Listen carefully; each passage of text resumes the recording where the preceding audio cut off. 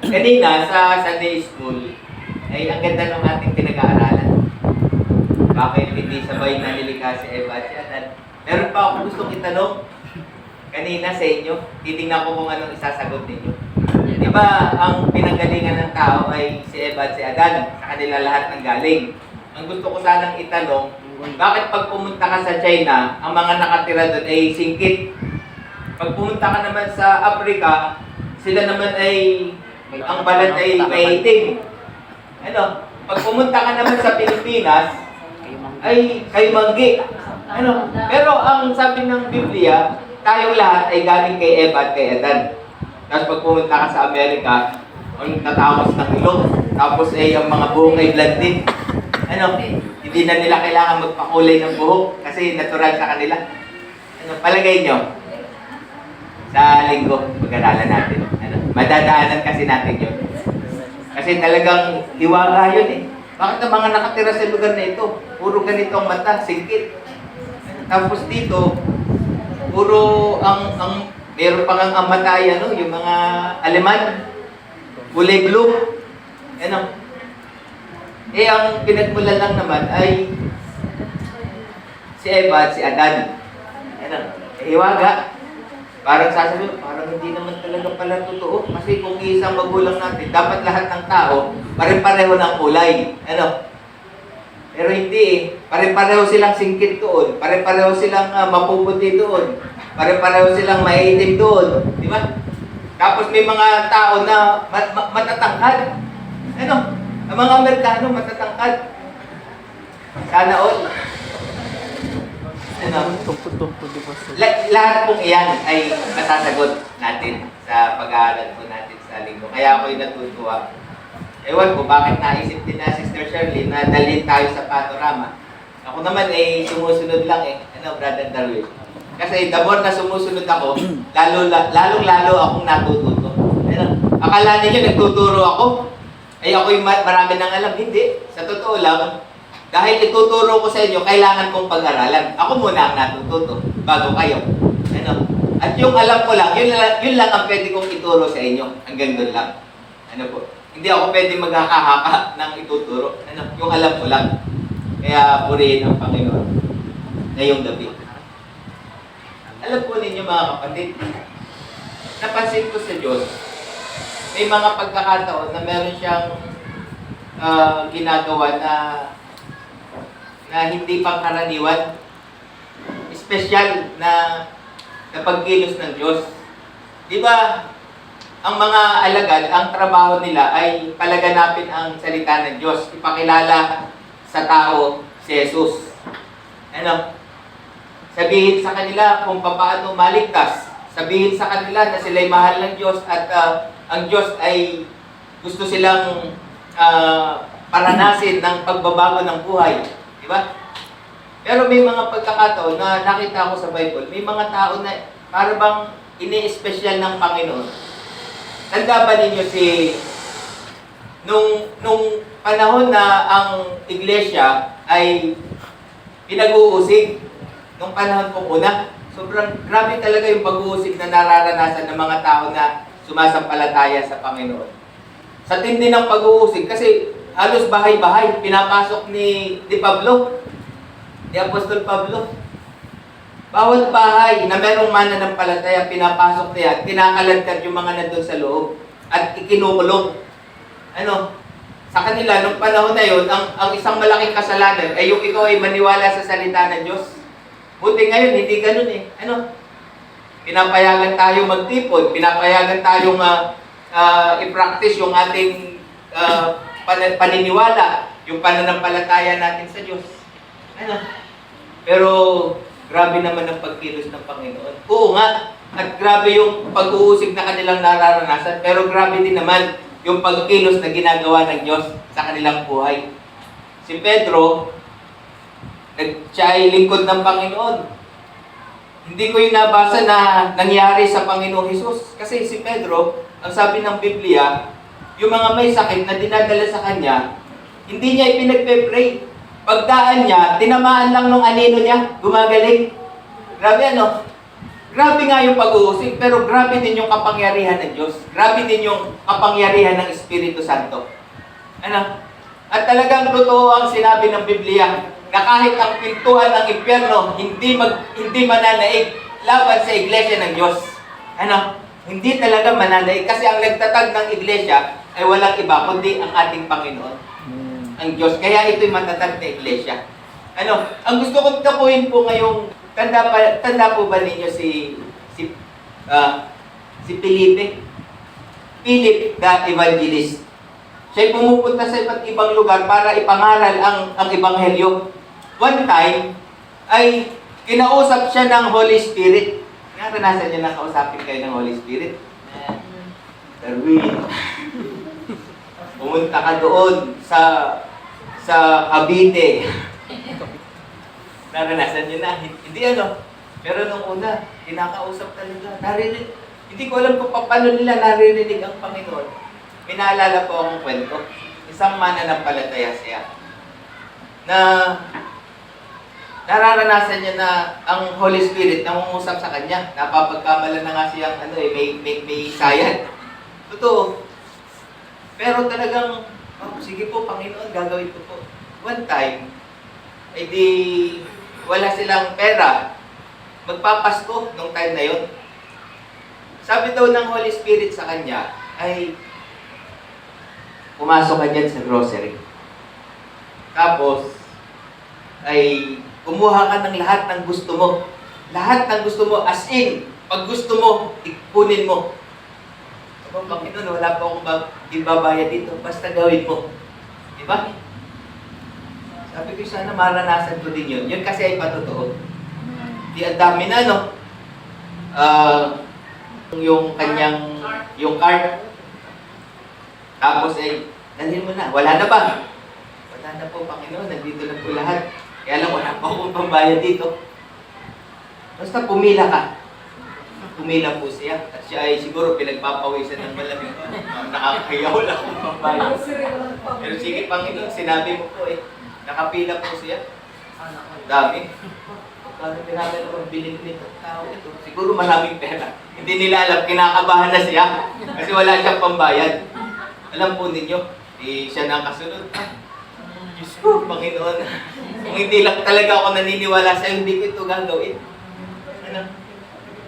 Grabe ano, pag naniniwala ka talaga sa salita ng Panginoon, ay talagang, pag minsan ay parang sasabihin ng tao, wala ka sa hulog. Darwin. Ano po ninyo? Siya na. Sige po, basta ang importante, ako'y sumunod sa iyo.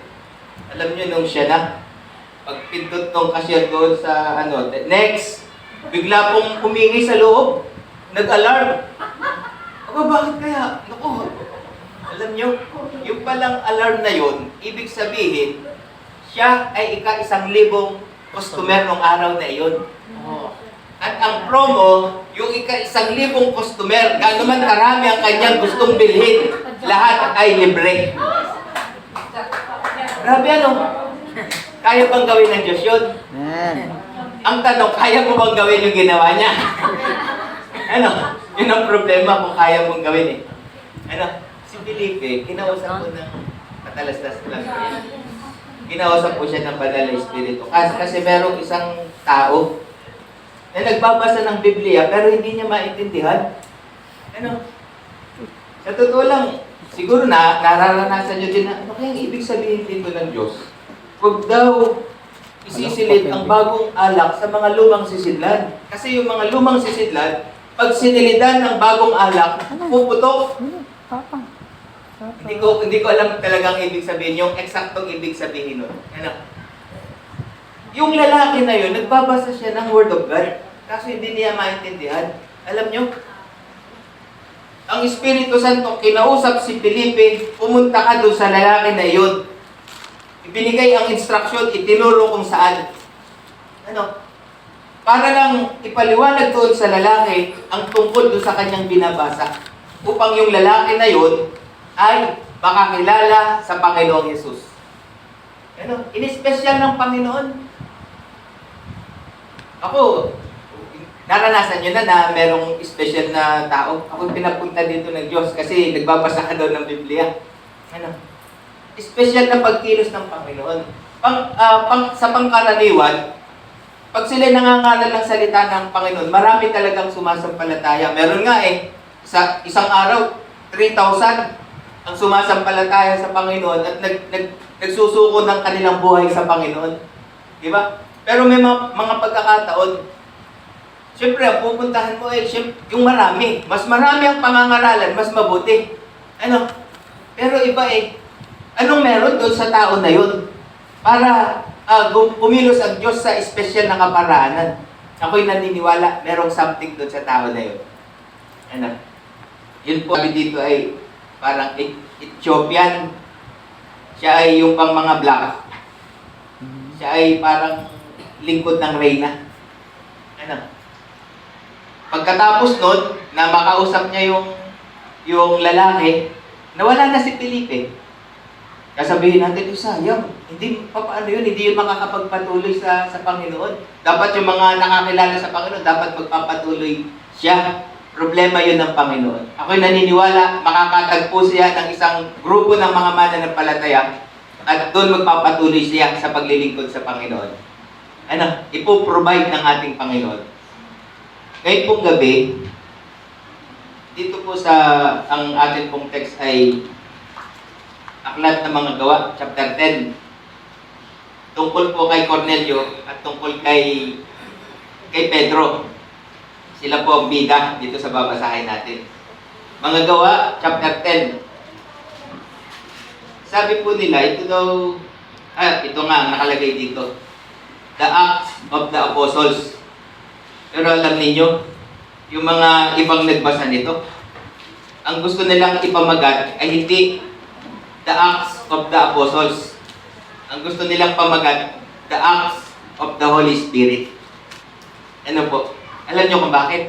Kasi, yung Espiritu Santo talaga ang gumagawa. Yung Espiritu Santo talaga ang kumikilos sa buhay ng tao kaya nababago. Ano? Oo, ang mga apostol talaga yung nag-i-implement. Pero yun ay sa kapangyarihan ng banal na Espiritu. Sabi ko nga kay Brother Darwin, hindi ako naniniwala na si Pedro, tuwing pupunta sa Bible study, may sermon outline na baon. Ano? Ang hirap kaya ng ballpen nung unang panahon. Di ba? Lapis siguro, ano? Pero ako naniniwala, nangangaral sila palagi sa kapangyarihan ng Holy Spirit. Mas maganda pa ngayon na hindi naka-program yung iyong ituturo. Ano?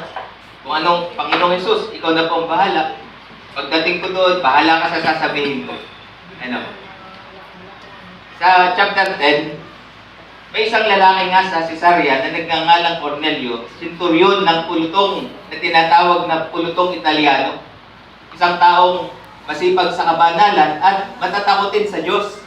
Siya at ang buong sambahayan at naglimos ng marami sa mga tao at laging nananalangin sa Diyos. Yung centurion, pag sinabi pong centurion, ibig sabihin, pinuno siya ng 100. Kaya centurion century, parang ganun. Ano?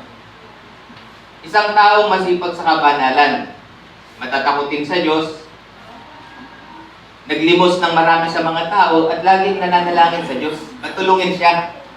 Nakita niyang maliwanag sa isang pangitain nang may oras na 9 ng araw na pumapasok na patungo sa kanya ang isang anghel ng Diyos. Sabi sa kanya, Cornelio, puka, at siya, sa pagtitig niya sa kanya at sa pagkatakot niya ay nagsabi, ano ito, Panginoon?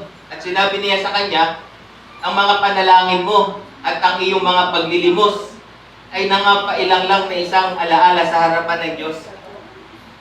Nare-recognize pala ng Panginoon yung mga mabubuting bagay na ginagawa niya, hindi niya alam. Akala niya basta tumutulong siya sa kanyang kapwa. Yung Diyos na nasa langit na hindi naman niya nakikita, nare-recognize. Ang galing ano? At ngayon, magsugo ka ng mga tao sa Jope at ipagsama mo yung Simon na may pamagat na Pedro. Siya'y nalululuyan sa isa na Simong magluluto ng balat.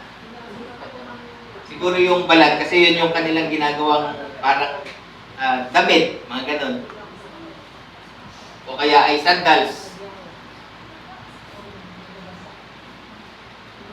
Siya'y nanunuluyan sa isa na simong magluluto ng balat na ang kanyang bahay ay nasa tabi ng dagat. At nang umalis ang anghel na sa kanya ay nagsalita, ay tumawag siya ng dalawa sa kanyang mga alila at ng isang kawal na masipag sa kabanalan sa mga nagsisipaglingkod sa kanyang parati. Sa kanila, ang lahat ng mga bagay, sila'y sinugo niya sa Jope. Hindi ko alam talaga kung anong pronounce, pero yun na lang. Nang kinabukasan nga, samantalang sila ay patuloy sa kanilang paglalakad at nang malapit na sa bayan, si Pedro ay umakyat sa ibabaw ng bahay upang manalangin nang may oras na ika-6. Anong oras po yung ika-6 dito sa relo natin? Alas 12 ng tanghali. Ano? Ika-6. Kasi nagsisimula, yung oras sa Bible, nagsisimula yun alas 6 ng umaga. Kaya yung alas 7, yun ang unang oras. Ganun ang pag-ooras nila. Wala yung sasabihin 5:30, 7:30, wala. Tumawag siya ng dalawa sa kanyang mga alila at ng isang kawal na masipag sa kabanalan sa mga nagsisipaglingkod sa kanyang parati. At nang maisaysay na sa kanila ang lahat ng mga bagay, sila'y sinubo niya sa Jope. Nang kinabukasan nga, samantalang sila'y patuloy sa kanilang paglalakad, at nang malapit na sa bayan, si Pedro ay umakyat sa ibabaw ng bahay upang manalangin nang may oras na ika-6. At siya'y nagutom at nagnais kumain, tatapat samantalang naghahanda sila ay nawalan siya ng diwa. Parang nag-collapse dahil sa gutom. Ano?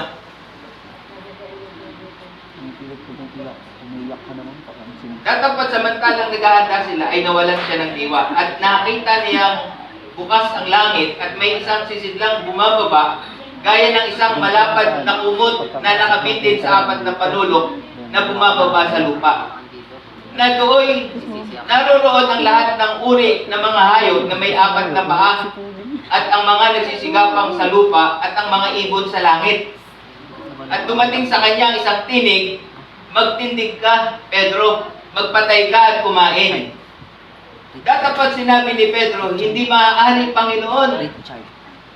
Diyos ang nagsasabi, hindi pwede, Panginoon. Sagot niya sa Diyos,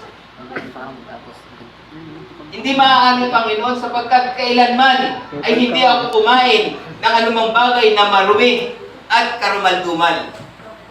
Sabi ni Pedro, "Hindi po pwede, Panginoon, sapagkat kailanman hindi ako kumain ng mga bagay na marumi at karumal-dumal." Alam po ninyo kung anong klase ng mga hayop yung ipinakita ng Diyos sa kanya, na ang sabi ng Panginoon ay magpatay ka at kumain ka. Baboy. Pangunahin yung baboy. Mga pagkain na kinakain ng mga hindi Hudyo. Pero sa mga Hudyo, yun ay marumi at karumal-dumal. Kaya nga po, sobrang kawawa yung alibugang anak. Biruin mo, yung alibughang anak, kasi sila ay mga Hudyo, hindi sila kumakain ng baboy.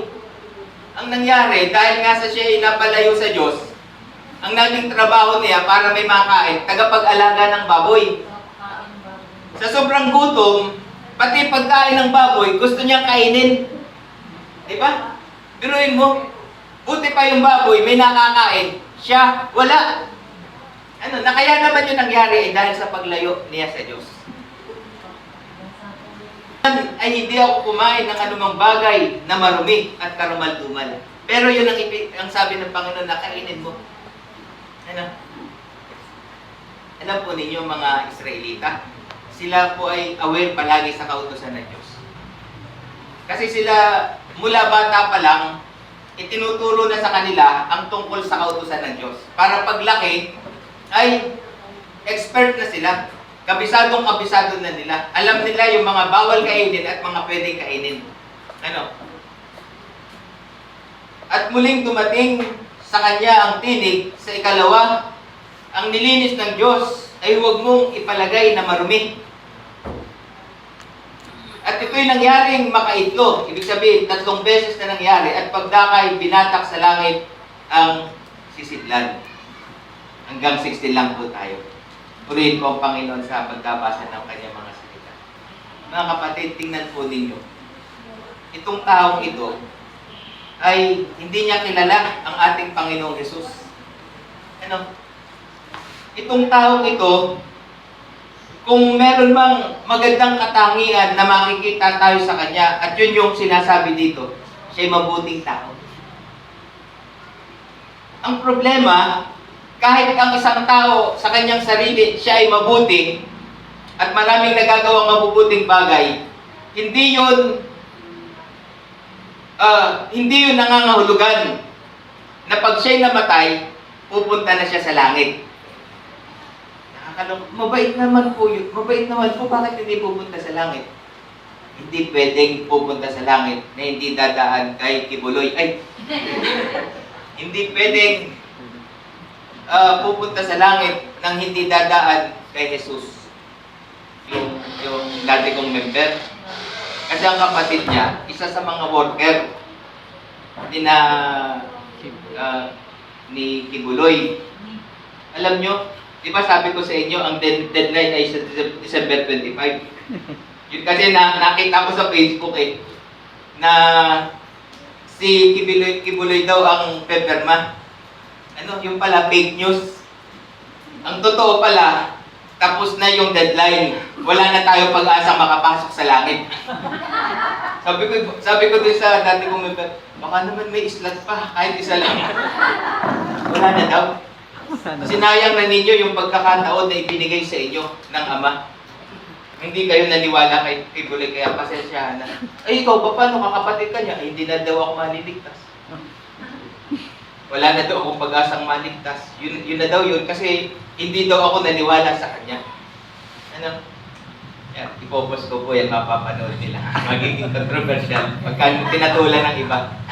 Totoo, sabi ko, ganun, wala nang Islam. Kompleto na daw yung bilang. Kompleto na yung bilang ng mga maliligtas, wala nang pwedeng humabol. Kung sana ay hindi nyo pinalampas yung pagkakataon na ibinigay sa inyo, baka makasama pa kayo. Sabi ko, ay patay. Pero sabi ko sa kanya, ito lang ang masasabi ko. Ito ang aking pinaninindigan. Si Jesus ang dumating, si Jesus ang bumalik, si Jesus din ang babalik. Hindi pwedeng si Jesus ang dumating, si Jesus ang umalis, si Kibuloy ang babalik. Hindi pwedeng. Totoo po yan. Wala kang mababasa sa Biblia. Walang pwedeng pumalit kay Jesus Christ. Siya yung nagtagumpay sa krus ng Kalbaryo. Siya lang yung karapat-dapat na umupo sa trono ng paghuhukom, hindi si Kibuloy. Amen? Totoo po yan. Yan po yung tinitindigan ko. Kaya, hindi ko na alam sasabihin kung kasunod kasi hindi kasama yun sa talagang ituturo ko, napasingit lang. Babalik po tayo dito. Alam po ninyo, mabuti siyang tao. Pero ang kaligtasan ay hindi sa pamamagitan ng pagiging mabuting tao. Maswerte pa nga yung magnanakaw na kasabay ni Jesus na nababako sa krus. Buong buhay niya. Buong buhay niya. Siguro, yung kanyang pagkamatay ay marami ang natuwa. Ay salamat, nabawasan ng dorobo sa mundo. Nabawasan ng masamang tao sa mundo. Pero alam niyo, kahit siya'y makasalanan, dahil sa kanyang pagpapakumbaba, ngayon din, sasama kita sa langit. Buong buhay niya, naging masama siya, pero tanggap siya ng langit dahil kay Jesus. Naniwala siya kasi kay Jesus. Hindi niya sinabi kay Jesus, di ba tagapagligtas ka? Iligtas mo ang sarili mo. Hindi. Kasi naniniwala siya na ito'y tagapagligtas. Naniniwala kung itong tagapagligtas. At kung hindi siya naniniwala, bakit niya sasabihin na alalahanin mo ako pagdating mo sa iyong kaharian? Di ba? Ibig sabihin, naniniwala siya na yung kasabay niya at yung kausap niya tagapagligtas ng kanyang kaluluwa. Mga huling sandali na ng kanyang buhay, maya-maya ay hindi na siya humihinga. Pero yung mga huling sandali, naging isang magandang pagkakataon para lumapit sa Diyos at humingi ng tawad sa kanyang mga kasalanan. Purihin ng Panginoon. Napakabuti ng Panginoon. Mahal po niya ang lahat ng tao. Ano? Ang tao, kahit siya'y masama, pag ipinaba niya ang kanyang sarili sa harapan ng Diyos, at siya'y nagsisi at naniwala sa Panginoong Hesus, hinihintay siya ng langit. Amen? Amen. Kaya purihin ng Panginoon. Napakabuti talaga ng Panginoon sa buhay ng tao. At ngayon pong gabi, mga kapatid, itong si Cornelio, mabait siya. Kaya lang, hindi pwedeng wala si Jesus. Hindi pwedeng mabait lang. Amen? Pero tingnan po ninyo ang Panginoon. Ang Panginoon pala, kino-consider niya yung kabutihan ng puso ng tao. Matulungin kasi. At yung pagtulong niya, bukal talaga sa kanyang puso. Kinaawaan siya ng Diyos. At espesyal na kaparaanan pa ang ginawa ng Panginoon. Ikaw na ang papuntahan ng Diyos sa isang anghel. Sino ka para gawin niyo ng Diyos sa iyo? Recognize ng Panginoon pag ang tao ay mabuti ang kalooban. At bilang konsiderasyon, espesyal ang ipinadala sa kanya ay si Pedro para mangaral sa kanila ng salita ng Panginoon. Tingnan po ninyo, kung pag-uusapan ay pagiging kasama sa pamilya ng Panginoon, hindi pa siya kasama. Di ba? Pero, nakasumpong siya ng biyaya sa paningin ng Diyos. E di lalong-lalo na tayong mga mananampalataya na. Naalala ko po yung babae, yung sa Bible ay siya ay isang Kananeya.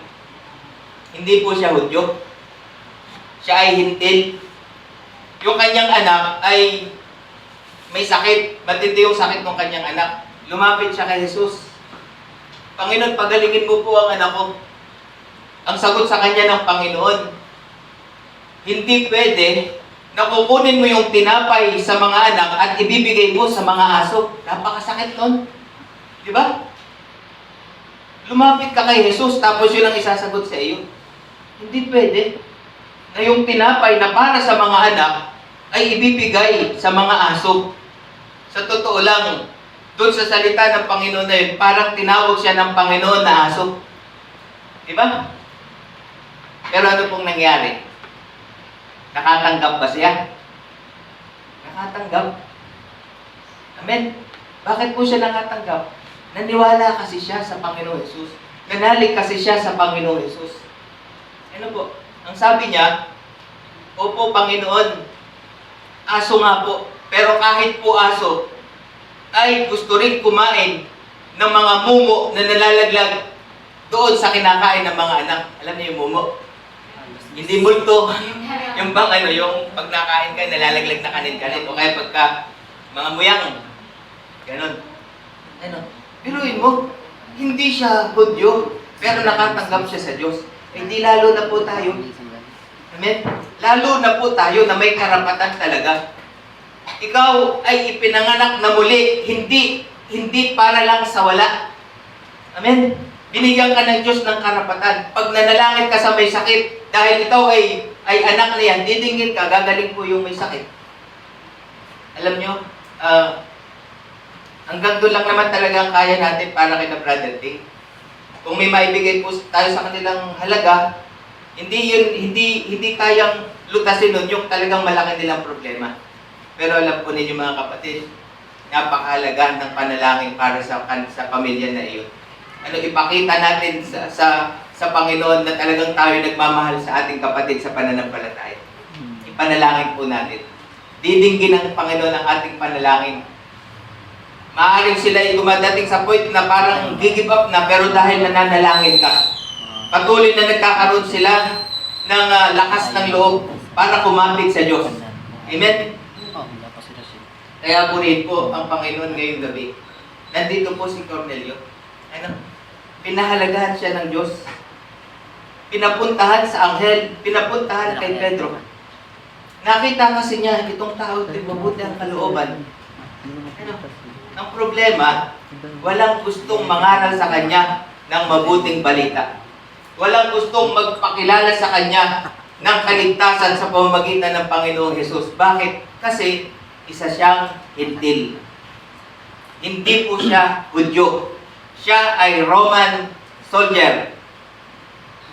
Ang mga Hudyo, bawal makisalamuha sa mga hindi Hudyo.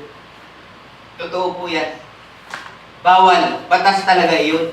Kaya itong si Pedro, hindi niya sasadyain na puntahan si Cornelio. Paglabag yun sa salita ng Panginoon. Kawawa si Cornelio. At alam yun ng Diyos. Alam ng Diyos na si Apostol Pedro may doktrina na nakatanim sa kanyang puso. At yun ay iniingatan niya dahil yun ay salita ng Diyos.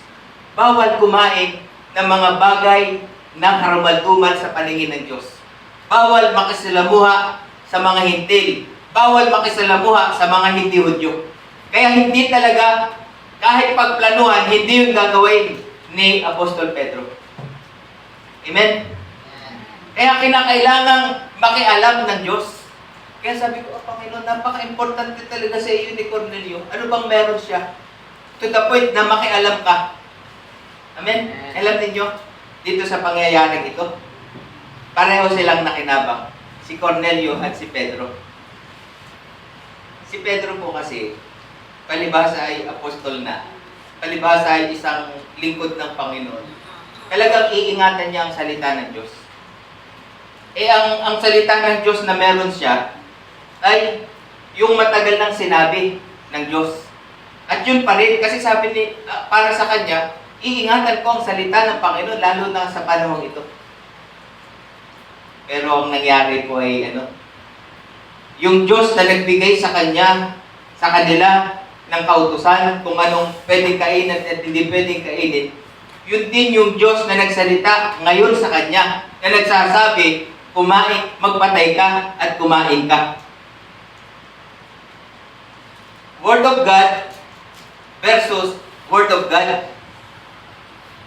Bago ko po yun ipaliwanag, di ba si Pedro ay mangingisda? Yun na ang nakalakihan niyang trabaho. Nang dumating ang Panginoong Jesus sa buhay nila, ay nabago ang lahat. One time, sila po ay, dahil mangingisda, yun ang kanilang trabaho, ay nangisda sila. Ang sabi ng Biblia, magdamag sila ng isda. Bakit kaya? Kung kailan gabi saka nangingisda, alam po ng mga mangingisda kung bakit gabi. Kami nga namibiwas sa Kagbalite. 10:00 ng gabi. Alam po ninyo, yung pala talaga yung tamang oras ng panguhuli ng isda. Pwede rin sa araw. Kaya lang, yung paraan ng panguhuli ng isda sa gabi, yan talaga, mas marami silang nahuhuli. Totoo po yan, hindi ako expert sa pangingisda. Pero naranasan ko, nangisda kami ng gabi. Alam po ninyo, marunong siyang mangisda. At hindi lang basta marunong, baka bihasa. Pag sinabing bihasa, expert na talaga siya. Alam ninyo, ang expert, mahirap mo yung payuhan. Totoo yan. Yung magagaling, ang hirap payuhan. I-analyze muna niyang mabuti yung sinasabi mo. Ang hirap payuhan ng marami ng alam. Ng salita, ang marami ng alam. Kahit salita ng Diyos yung sinasabi mo sa kanya. Magdamag silang ng isda, walang nahuli. 0, uwi. Nung umaga na, kaya po sila uuwi kasi umaga na. Kung wala sila nahuli kagabi, hindi lalo na ngayong umaga. Kasi ang pinakamagandang oras para manghuli ng isda, gabi. Totoo yan. Kaya nga yung mga nagdadala ng isda dyan sa pier, diba? Madaling araw nila dinadala yung mga isda. Mag-uumaga na tapos na sila mga isda. Zero sila, umuwi sila ng 0, walang nahuli. Tapos may isang Jesus na lumapit. Kaya sabi ko sa inyo, ang hirap tumanggap ng taong matalino ng salita, kahit pa salita ng Diyos ang sinasabi mo. Kasi magaling na. Sabi ng Panginoon sa kanya, ang Panginoon ay karpintero. Tingnan ninyo, karpintero versus mangingisda. Pag ang labanan ay tungkol sa pangingisda, talo sigurado yung karpintero. Ang mananalo ay yung mangingisda kasi sanay siya doon.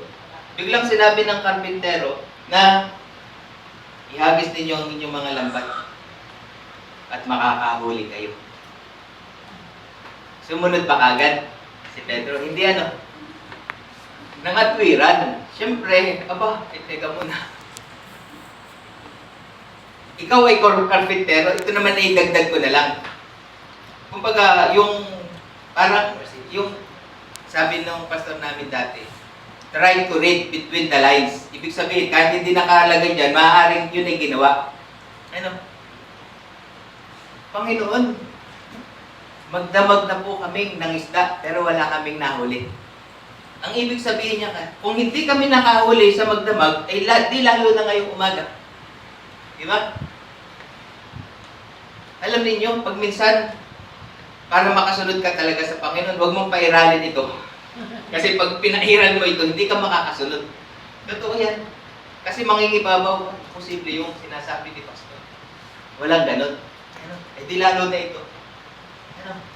Pero tingnan po ninyo, si Pedro, nakinig sa karpintero, ay siya yung mangingisda. Sabi niya, pero dahil sinabi po ninyo, gagawin ko. Para bang pagbigyan na, kakakaya naman, ito yung Panginoong Jesus.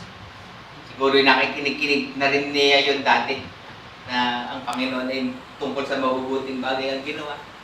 At least, para bang sa kanyang sarili, para lang hindi ma-offend ang Panginoon, maaaring ganun.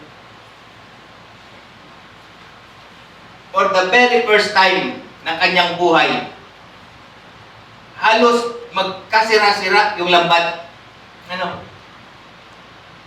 Nakita niya na, nakahuli kami pa, paano nangyari? Anong meron? Diba? Tingnan po ninyo, si Pedro, laging napapalagay sa isang sitwasyon na para bang nakaka-confuse. Mangingisda ako, tapos tuturuan ako ng isang karpintero. Nakaka-confuse yun, di ba? Ang mas mangingibabaw sa kanya ay yung kanyang alam. Alam po ninyo mga kapatid, ang nagpapako kay Jesus, yung mga taong may mataas na pinag-aralan. Mga eskriba at pariseo. Kung pagdating sa kautusan ng Diyos, ang pag-uusapan, napakagaling po nila. Totoo yan. Pero sila yung hindi tumanggap sa tagapagligtas. Yung hinihintay nilang tagapagligtas dumating na, pero hindi po nila tinanggap. Amen? Kaya sabi ko po sa inyo, para makasunod ka sa kalooban ng Diyos, talagang there are times, huwag mong pairalin yung iyong galing, yung talino mo. Alam niyo po mga kapatid, sasabihin ko na sa inyo, hindi na po ako naggagawa ng outline. Totoo po yan. Hindi na. Kasi sabi ko, Panginoon, hindi na po ako magagawa ng outline. Kasi ang hirap. Di ba, Pastor? Ang hirap. Nakipag, ako sa Panginoon, Panginoon, bigyan mo po ako ng i-mensahe ko sa kanila. Alam po ninyo, sa last minute, pero hindi ko inaana, mag-ano pa rin kayo. Kasi doon yun mag-uumpisa. Ako naman kasi ay medyo, kahit papano, matagal na rin mananampalataya. Ang gusto ko lang talaga, samahan ako ng Panginoon. Nararanasan ko, nagdadrive ako, biglang mapapasagay sa isip ko, gandang ipangaral niya sa church. Yung kaya ay naisip ko lang. Diba? Ang daling sabihin na naisip ko lang yun. Pero ako'y naniniwala. Meron kasing Holy Spirit. Talagang tutulungan ka. Tutulungan ka. Pero this time, dito sa Acts chapter 10 verse 10, mas matindi ito. Yung kaninang binanggit ko, experience versus the Word of God. Ngayon, Word of God versus Word of God. Salita ng Diyos, magbabanggaan talaga. At normal lang yung naging reaksyon ni Pedro.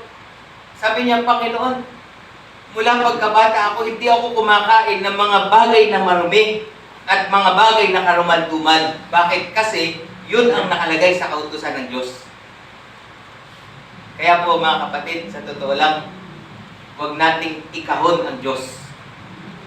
Huwag nating ilagay sa kahon ng Panginoon Ano? Na para bang hindi na siya pwedeng gumawa ng mga bagong bagay. Di ba?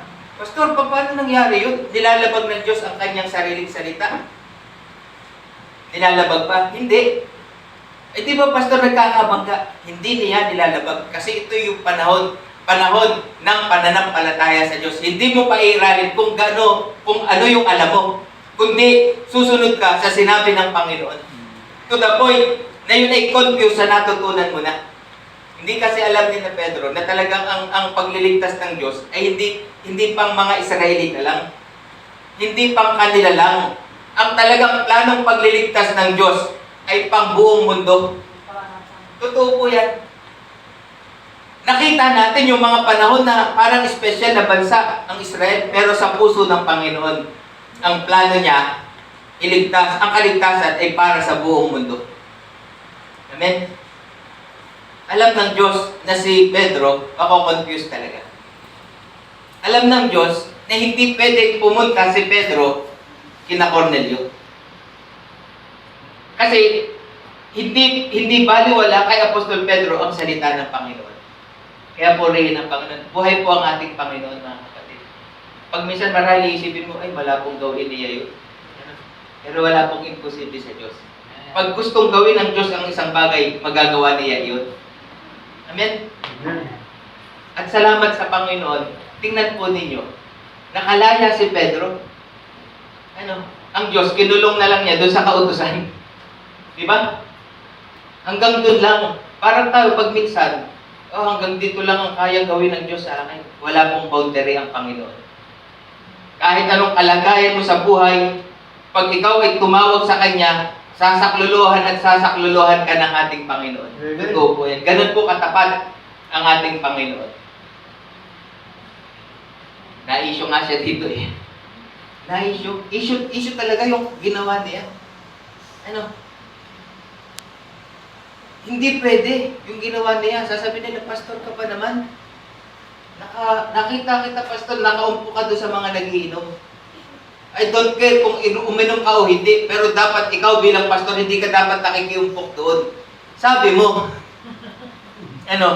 Sabi mo. Pero hindi ng Diyos. Sa totoo lang po, yung mga kaibigan ko, naumpok ako. Pero hindi ako tumatagay. Ikinagalang ako, baka naman tagayan niyo si pastor. Diba? Pastor, okay lang itong ginagawa namin. Oo, basta lang pagkatapos niyong uminom, huwag kayong mag-aaway. Ginasabihan kong gano'n. Totoo po yan. Ang Panginoong Yesus, nung nakikisalamuha sa mga makasalanan, nakisalamuha siya kanino? Sa mga prostitute, sa mga corrupt na tax collector, sa mga mag-iinom. Nakisalamuha siya. Kaya itong mga ang tingin sa kanilang sarili ay malinis sila. Ang sabi, di ba mga Diyos ka? Bakit ka nakikisalamuha sa mga yan? Hindi nila alam na kaya ang Panginoong Yesus ay napunta dito sa mundo, nagkatawang tao, ay para nga sa atin, para nga sa kanila na mga makasalanan, para bigyan sila ng pag-asa. Di ba? Kaya sabi niya, ang doktor hindi kailangan ng mga walang sakit. Ako'y naparito hindi para sa mga mababait na katulad ninyo. Parang gano'n ang gusto niyang sabihin. Gusto talaga kasi ng Diyos na yung isang drug addict, lulong sa pinagbabawal na gamot, mabago ang buhay. Yung mga mag-asawa na naghihiwalay, gusto niya mabuo uli at maging maayos ang kanilang pamilya. Amen? Nakalaya si Pedro. Kaya lang, ang nakakalungkot ay ito. Meron pa pala siya sa kanyang puso na siya ay apektado ng sasabihin ng tao. Di nandiyan na si Apostol Pablo.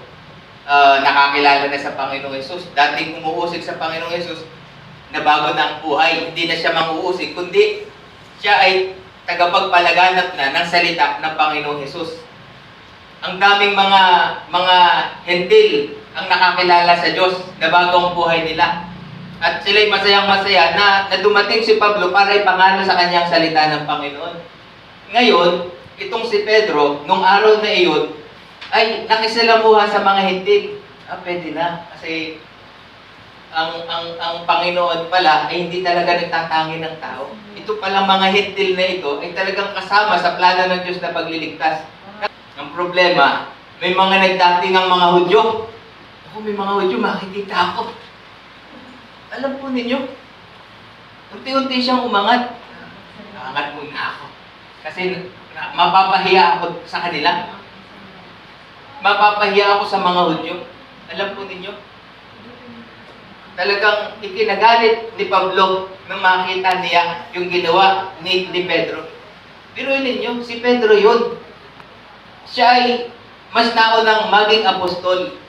Tapos pagsasabihan lang ng isang apostol Pablo na bago pa lang siya na nagiging apostol. Ano?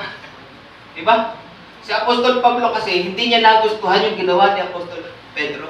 Kasi isang pagkukunwari. Alam po ninyo mga kapatid, ang isa sa pinamumuhian ng Diyos sa tao ay yung pagiging mapagkunwari. Totoo po yan. Pag nasa loob ng simbahan, talagang halos ay pag kami nahulog na asbili, kinig na kinig ang tunog dahil sa sobrang tahimik ng mga tao. Pero wag ka.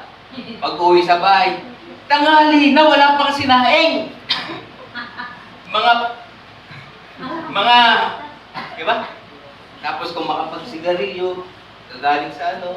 Tapos pag katawan ng isang babae, nagtatawanan pa. Pero pagpasok sa loob ng simbahan, kala mo hindi makabasag pinggan. Kinamumuhian po yun ng Diyos. Sa totoo lang, may kausap ako kahapon. At siya po ay magda-tricycle. Sabi ko sa kanya, alam mo, kung Katoliko ka, ako'y Katoliko din. Hindi ako galit sa iyo. Naiintindihan kita. Pero alam mo, sabi ko sa kanya, ang isang kinamumuhian ng Diyos, kung meron na para sa akin ay isa yun sa mga kinamumuhian ng Panginoon, ay yung pagpapaimbabaw. Nasa loob ng simbahan, banal na banal. Paglabas ng simbahan, umuusok ang bibig, nagsisigarilyo. Nagsisigarilyo siya noong oras na yun. Pero hindi naman siya yung tinutukoy ko. Kaya totoo lang. Hindi siya yung parang pinaparinggan ko, hindi. Kasi kilala ko siya. At sa totoo lang mga kapatid, iniiwasan kong maka-offend ng tao. Bakit ka nagsisigarilyo? Bawal yan, makaka-offend ka. Dapat hindi kayo nag-iinom, makaka-offend ka. Ang sabihin mo na lang sa kanya, salita ng Panginoon. Kasi yung pagbabago ng buhay niya ay hindi ikaw ang gagawa. Amen. Diyos ang gagawa nun sa kanya. Amen. Amen? Kaya po rin po ang Panginoon, dito ay may ginawang pamamagitan ng Diyos. Ipinaunawa niya kay Pedro kung ano yung laman ng kanyang puso. Naunawaan ni Pedro. Kaya nung ipinatawag siya, nabalitaan namin, Apostol Pedro, ikaw pa naman ay apostol, iginagalang ka namin, tapos nakisalamuha ka sa mga hentil. Bakit mo ginawa yun? Ang sagot ni Pedro, hindi ko yun gustong gawin. Hindi ko talaga planong gawin iyon. Pero, sino ako para hadlangan ang gustong mangyari ng Diyos? Amen? Totoo po yan. Sino ako para hadlangan ko ang gustong mangyari ng Diyos? Nakita ko, ipinaliwanag niya, nakita ko na ang Diyos hindi talaga nagtatakik ng tao. Ikinuwento po niya doon sa mga tumutuligsa sa kanya. Pati sila nabuksan. Pati sila nakalaya. Ganun pala ang Panginoon. Amen? Alam niyo mga kapatid, ito yung kauna-unahang pagkakataon na ginawa ni Apostol Pedro na makisalamuha sa mga hindi na napadala sa banal na kasulatan. Kahit anong mangyari, kung walang pamamagitan ng Diyos, hindi niya ito gagawin. Amen? Kaya ngayon pong gabi, mga kapatid, yamang ang ating Panginoon ay kumikilo sa ating kalagitnaan. Sabayan po natin. Biruin mo, in advance, pupunta ka sa Bible study, hinihintay na yung pagdating mo talaga para mangaral sa kanila ng salita ng Panginoon. Amen? Alam po ninyo, ginagawa ko sa Tayabas, basta pupunta ako doon, Panginoon.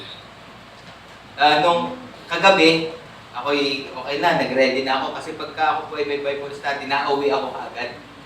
para mag-ready ng sarili. Pagdating ko doon, walang tao. Pero, ginawa ko yung part ko. Di ba? Basta Panginoon, pupunta ako. Amen?